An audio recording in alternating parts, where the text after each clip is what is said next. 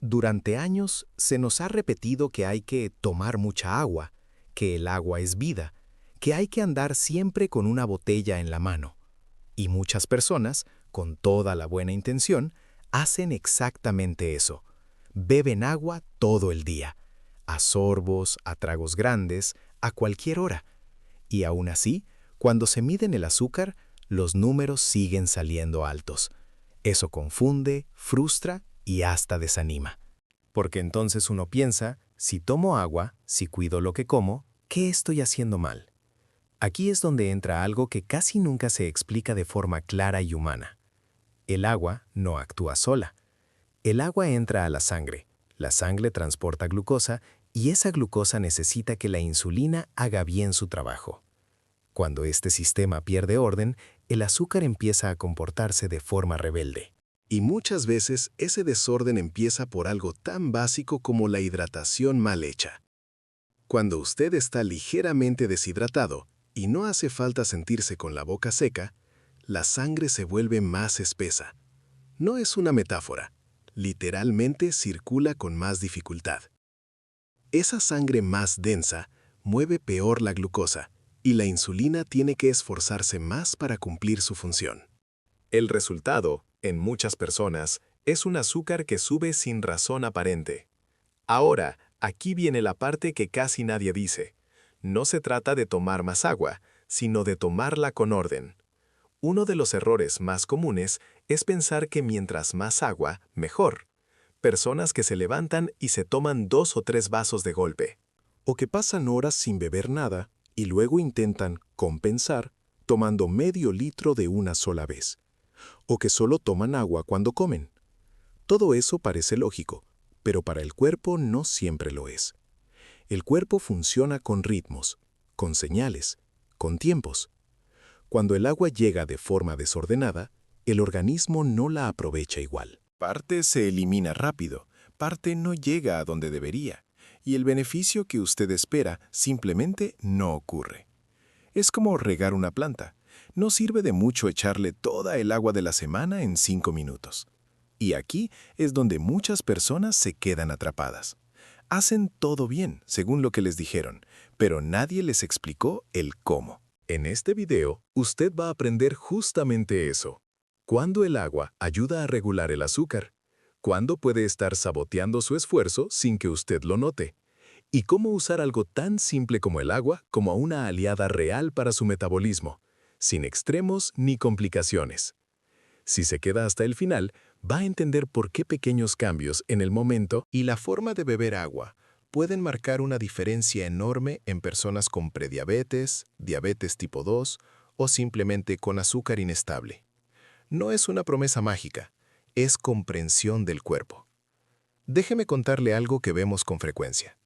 Un adulto mayor, disciplinado, cuidadoso, caminaba todos los días, había reducido el azúcar, evitaba los excesos. Siempre decía, yo hago todo bien. Y era cierto, pero cada vez que se medía, el azúcar amanecía alta o tenía picos inexplicables durante el día. Eso lo tenía cansado, incluso con miedo.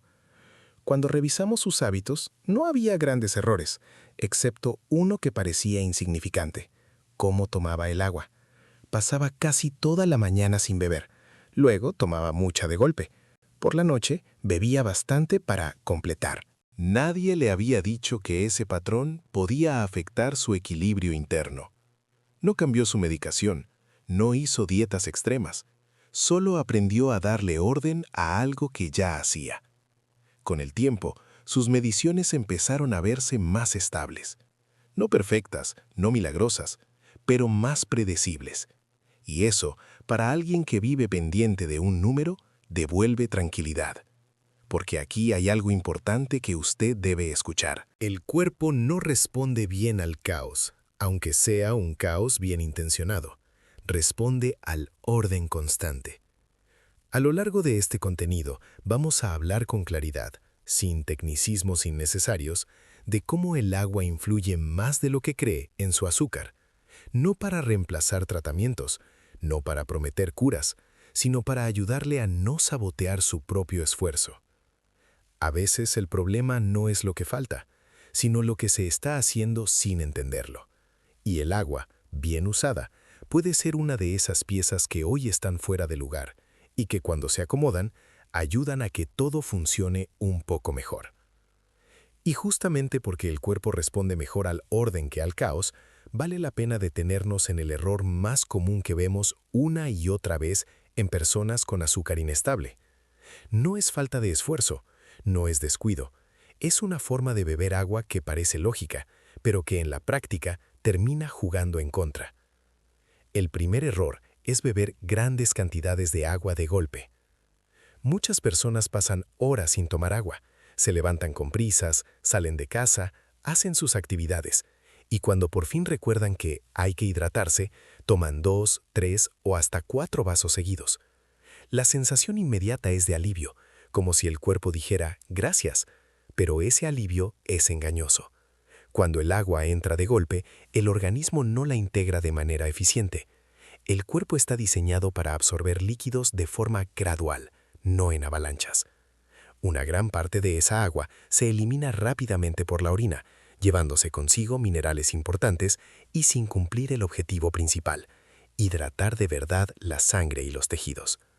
Desde el punto de vista del azúcar, esto tiene un efecto silencioso. Al no mantenerse una hidratación constante, la sangre pasa largos periodos ligeramente más espesa, y luego, cuando llega el agua de golpe, el cuerpo entra en un modo de corrección rápida. Ese vaivén no ayuda a la estabilidad metabólica.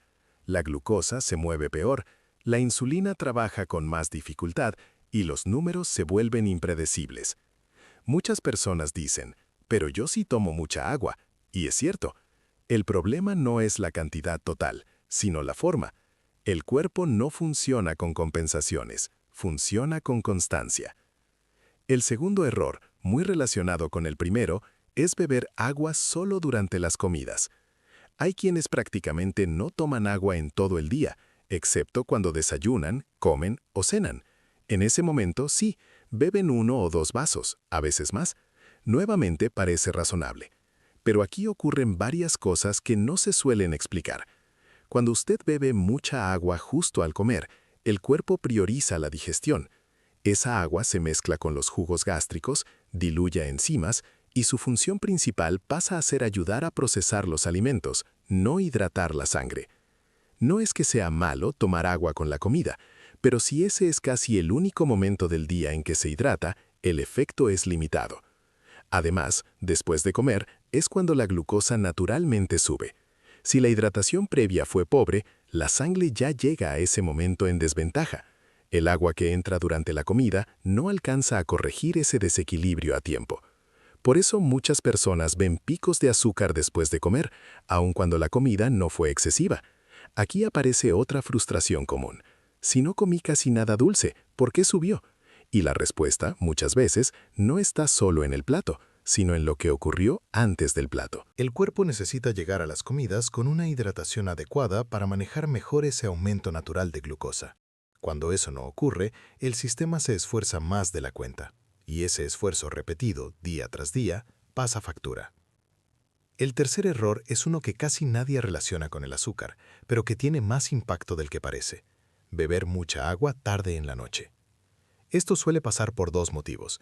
El primero es que la persona no tomó suficiente agua durante el día y trata de ponerse al corriente antes de dormir.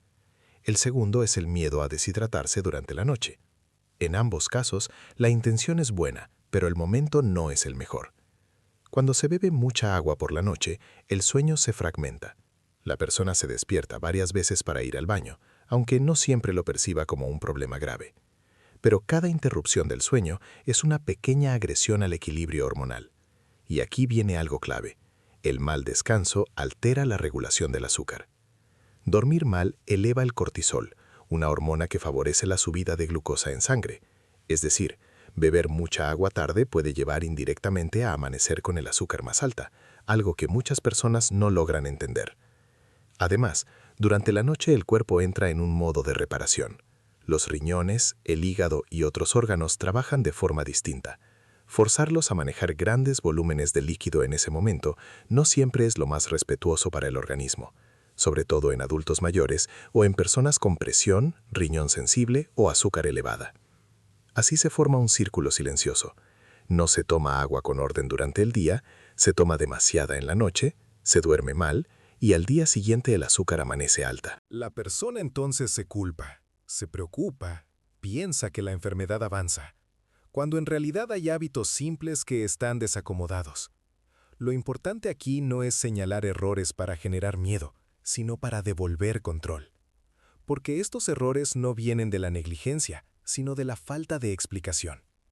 Nadie nos enseñó a beber agua como parte de un sistema, no como un acto aislado. Beber de golpe, beber solo con comidas o beber tarde en la noche son prácticas muy extendidas. Parecen inofensivas, pero cuando se repiten todos los días, terminan afectando algo tan delicado como el equilibrio del azúcar. La buena noticia es que estos errores no requieren medicamentos nuevos ni sacrificios extremos para corregirse. Requieren comprensión.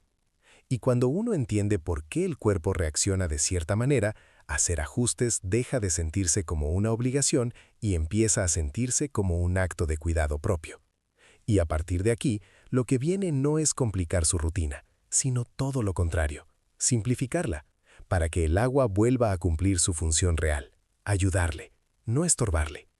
Y una vez que entendemos qué hábitos están desordenando la hidratación, es natural hacerse la siguiente pregunta. ¿Qué es exactamente lo que pasa dentro del cuerpo cuando el agua no llega en el momento y la forma adecuados? Porque el efecto no se nota de inmediato, no duele, no avisa, pero se manifiesta en los números. Empecemos por algo clave, que casi nunca se explica con palabras simples: la viscosidad de la sangre.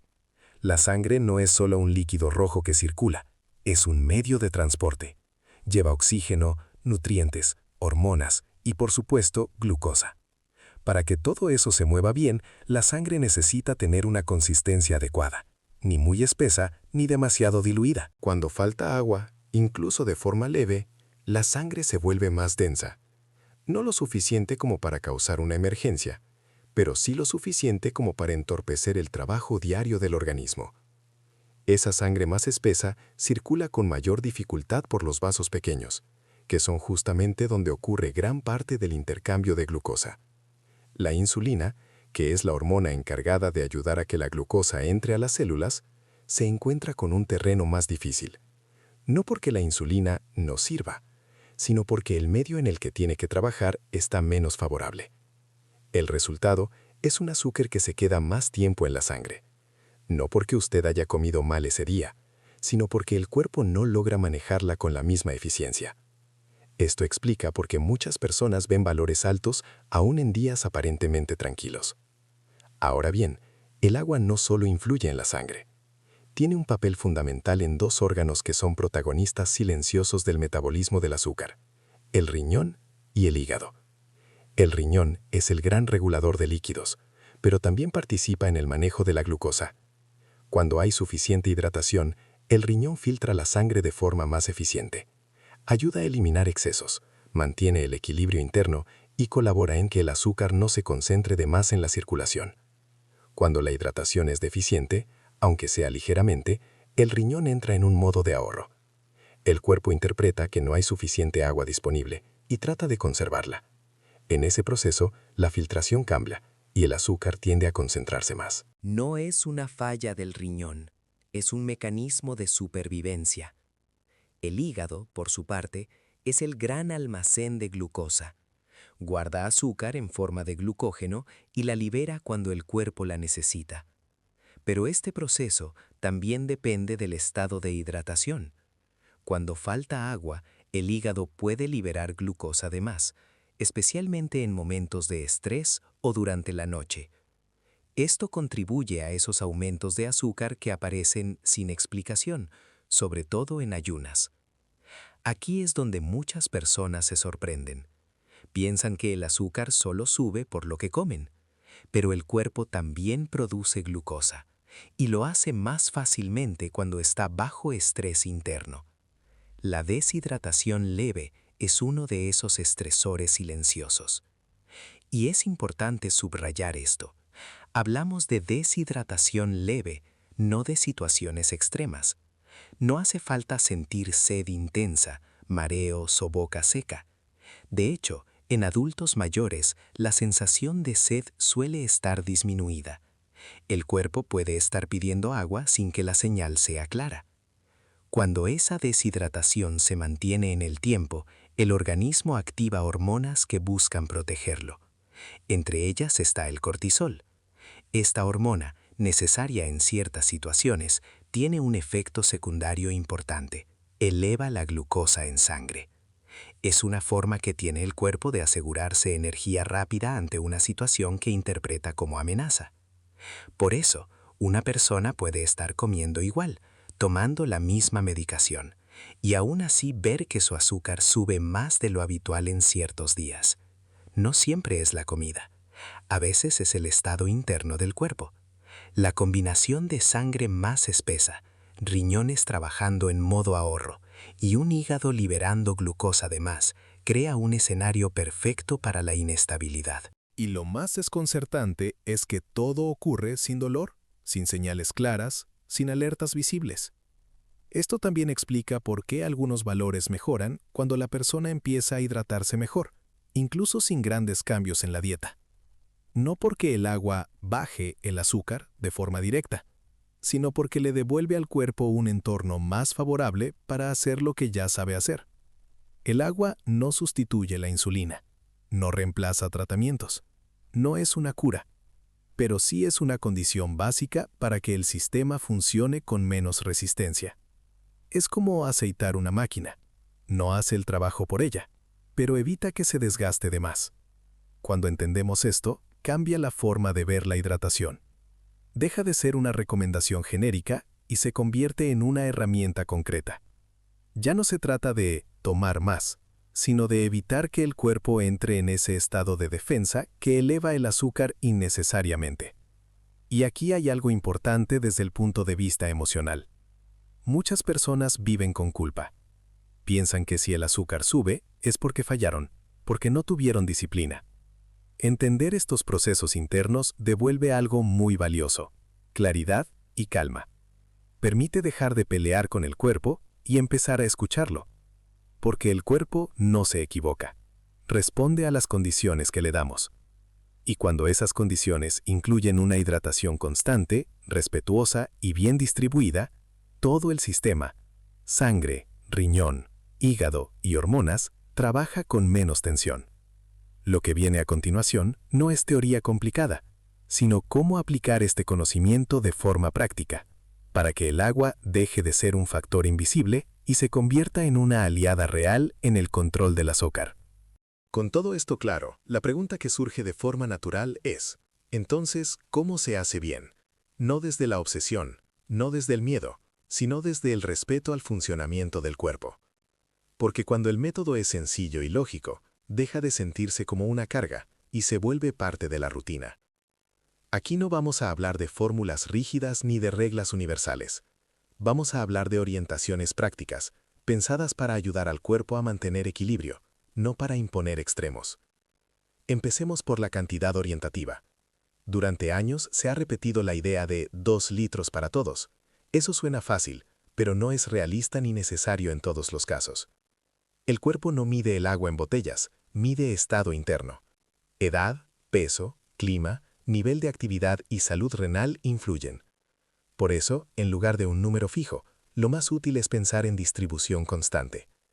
Para la mayoría de los adultos, especialmente después de los 50, funciona mejor una hidratación repartida en pequeñas tomas a lo largo del día.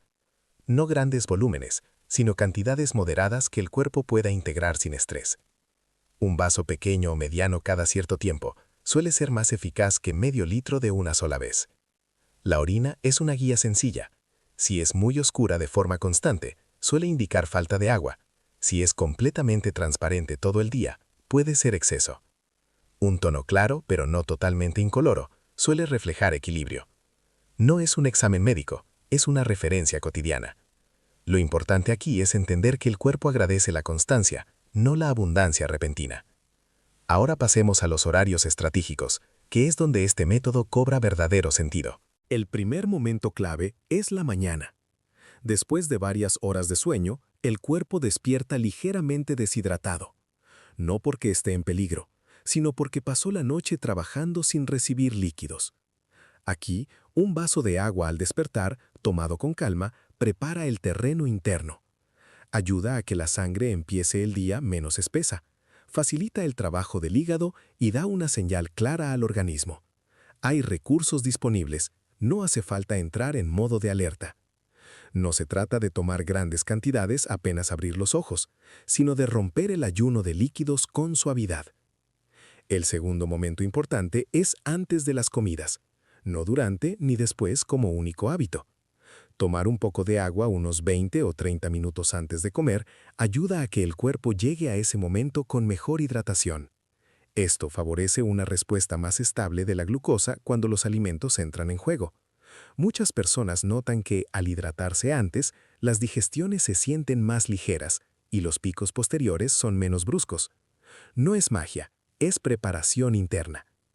Durante la comida, el agua puede estar presente, pero sin excesos. Pequeños sorbos son suficientes. La idea es no desplazar toda la hidratación a ese momento. El tercer momento clave es la tarde. Aquí ocurre algo curioso. Muchas personas bajan su consumo de agua conforme avanza el día, ya sea por trabajo, por costumbre o para no despertarse en la noche. El problema es que pasar la tarde con poca hidratación genera un estrés silencioso que el cuerpo arrastra hasta la noche. Tomar agua de forma moderada en la tarde ayuda a cerrar el día con equilibrio, evitando la necesidad de beber grandes cantidades justo antes de dormir. Esto mejora el descanso. Y como ya vimos, dormir mejor también ayuda a regular el azúcar. En cuanto a la noche, la idea no es prohibir el agua, sino respetar el momento. Pequeñas cantidades si hay sed real, pero no grandes volúmenes como compensación. Ahora hablemos de un detalle que parece menor, pero que marca diferencia: la temperatura del agua. El cuerpo humano no responde igual a todo. El agua extremadamente fría puede ser un choque para el sistema digestivo y circulatorio, sobre todo en personas sensibles, con azúcar elevada, problemas digestivos o edad avanzada. Cuando el agua está muy fría, el cuerpo necesita gastar energía para equilibrar esa temperatura, y eso puede interferir con otros procesos. Por otro lado, el agua muy caliente no siempre resulta cómoda ni práctica. En la mayoría de los casos, el agua a temperatura ambiente o ligeramente tibia es la más respetuosa. Se absorbe mejor, no genera espasmos digestivos y el cuerpo la integra sin resistencia. Este pequeño ajuste suele pasar desapercibido, pero muchas personas notan que así se sienten menos pesadas y más estables. Este detalle, aunque simple, refleja algo importante. Cuando uno empieza a cuidar cómo hace las cosas, el cuerpo responde mejor. El método correcto no es rígido. No exige perfección. Exige atención. Pequeños vasos repartidos, momentos estratégicos y una temperatura amable. Nada más. Cuando se aplica con constancia, este enfoque ayuda a que la hidratación deje de ser un factor de estrés y se convierta en una base sólida sobre la cual el cuerpo puede regular mejor su energía y su azúcar. Y lo más importante, este método no compite con tratamientos ni con indicaciones médicas. Los acompaña. Les quita obstáculos.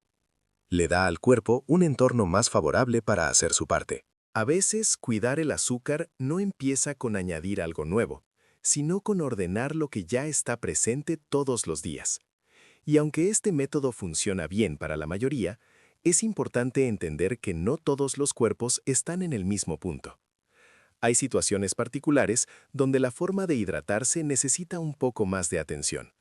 No para complicar, sino para evitar errores que, sin darse cuenta, pueden estar frenando los resultados. Empecemos por la prediabetes.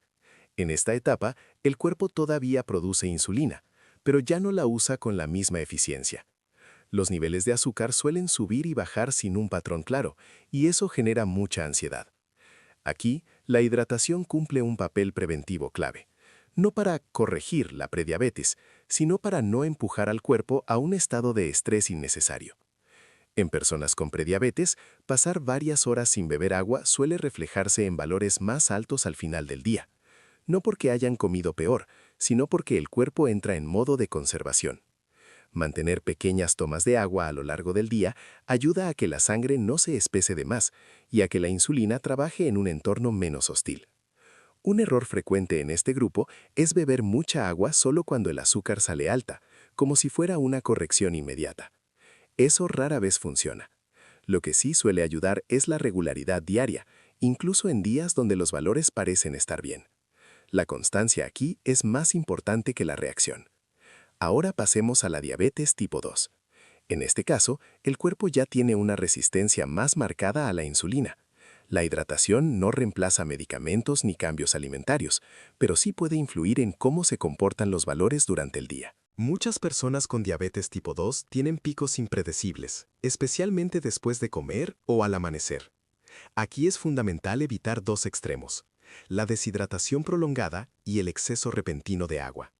Ambos generan estrés interno. Distribuir el consumo de agua, especialmente antes de las comidas y durante la tarde, suele ayudar a que los picos sean menos bruscos. Un punto importante en este grupo es el descanso. Cuando una persona con diabetes duerme mal, ya sea por levantarse al baño muchas veces o por incomodidad, el azúcar del día siguiente suele verse afectada. Por eso, beber grandes cantidades de agua tarde en la noche puede ser contraproducente. Ajustar la hidratación diurna suele ser más efectivo que cargar de noche. Primer micro recap, para ordenar ideas. No se trata de tomar más agua de golpe, se trata de evitar periodos largos sin hidratación, especialmente en personas con azúcar sensible. Ahora hablemos de un caso que genera mucha preocupación: personas que se despiertan con el azúcar alta. Este fenómeno es más común de lo que se cree.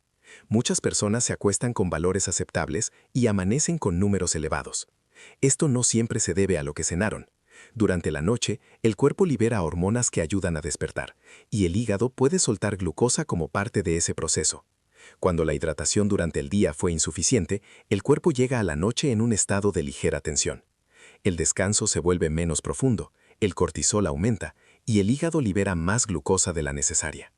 El resultado es ese valor alto al despertar que desconcierta y asusta. Aquí, el enfoque no está en beber más agua antes de dormir, sino en hidratarse mejor durante el día. Llegar a la noche con equilibrio reduce la necesidad de compensaciones y favorece un sueño más continuo. Muchas personas notan mejoras simplemente corrigiendo este punto. Y finalmente, un grupo que merece especial cuidado: adultos mayores de 50 años con presión arterial o riñón sensible. En estas personas, el cuerpo maneja los líquidos de forma distinta. El exceso puede ser tan problemático como la falta.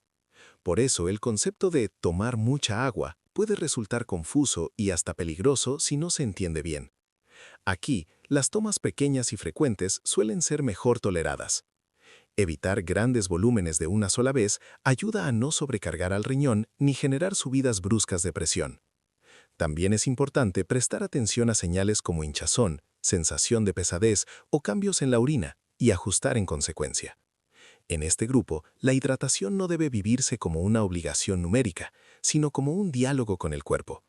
Beber cuando hay sed real, pero también anticiparse con pequeñas cantidades, suele dar mejores resultados que seguir reglas rígidas. Segundo micro recap, para reforzar lo esencial.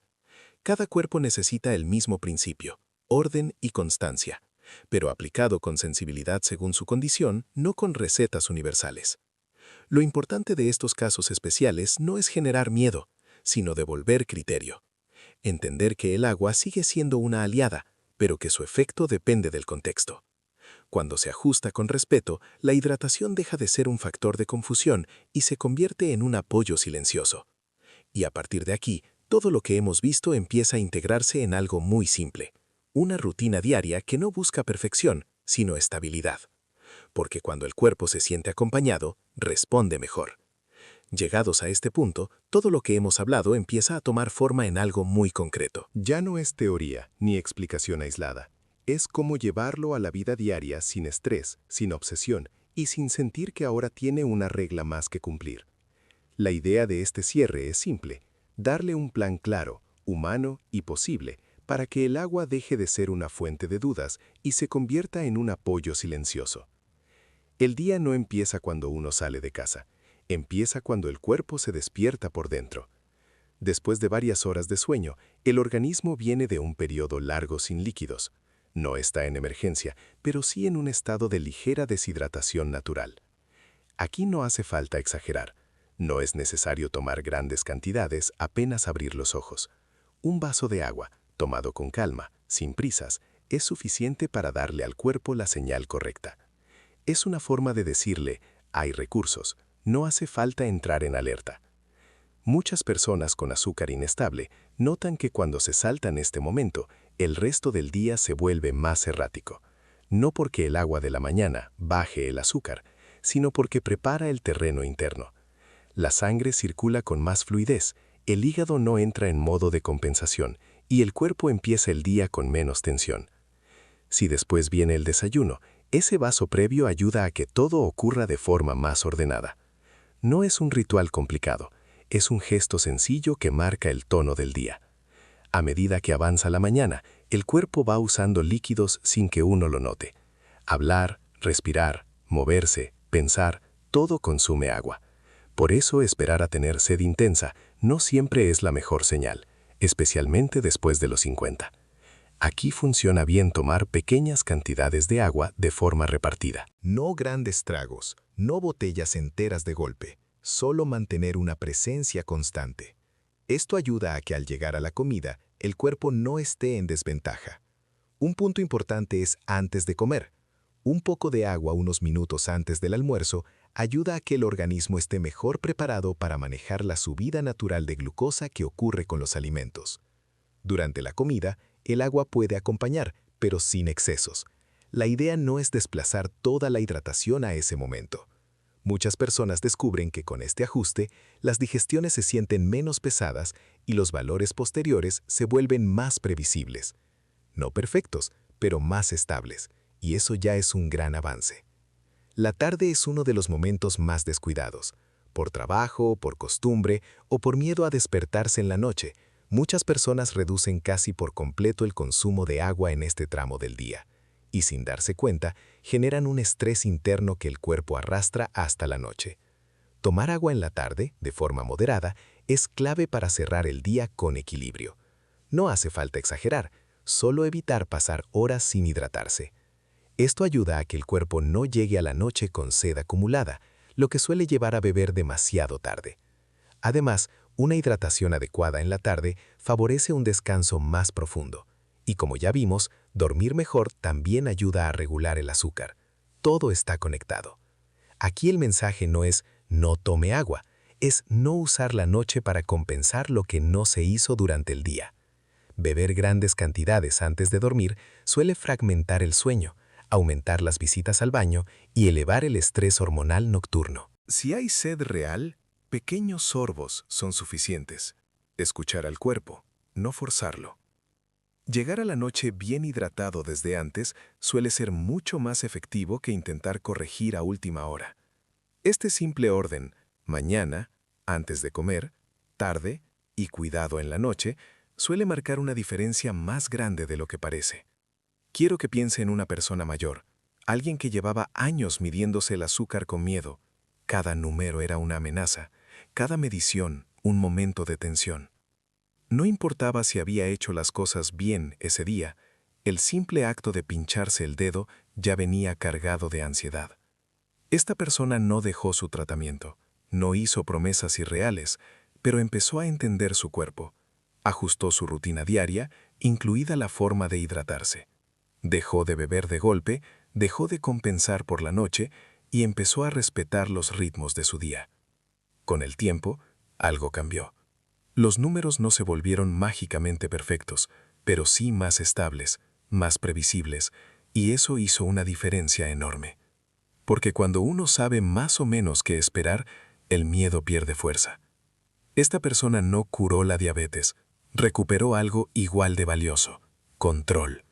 Control sobre su rutina, sobre su comprensión del cuerpo, sobre su relación con las mediciones. El azúcar dejó de ser un enemigo impredecible y pasó a ser una señal más, una información, no una sentencia. Y eso, para quien vive pendiente de un número, cambia la vida. Aquí hay algo que vale la pena repetir con calma. El cuerpo no necesita extremos, Necesita constancia y respeto. No necesita que usted haga todo perfecto. Necesita que deje de ir de un extremo a otro, de no tomar agua en horas a tomarla toda junta, de cuidarse mucho un día y olvidarse al siguiente. El cuerpo responde mejor cuando siente continuidad, no presión. El agua, bien usada, no es una solución milagrosa, es una base. Y cuando la base está firme, todo lo demás se sostiene mejor. A veces, regular el azúcar no empieza en la farmacia, sino en el vaso que tiene frente a usted. Ahora quiero preguntarle algo, y hágalo con honestidad, sin juzgarse. ¿Cómo toma usted el agua durante el día? ¿De golpe, tratando de compensar, o repartida, acompañando a su cuerpo? Déjeme su respuesta en los comentarios. Su experiencia puede ayudar a otras personas que están pasando por lo mismo y que hoy se sienten confundidas o cansadas. Y si este contenido le está ayudando a entender mejor su cuerpo, le invito a suscribirse.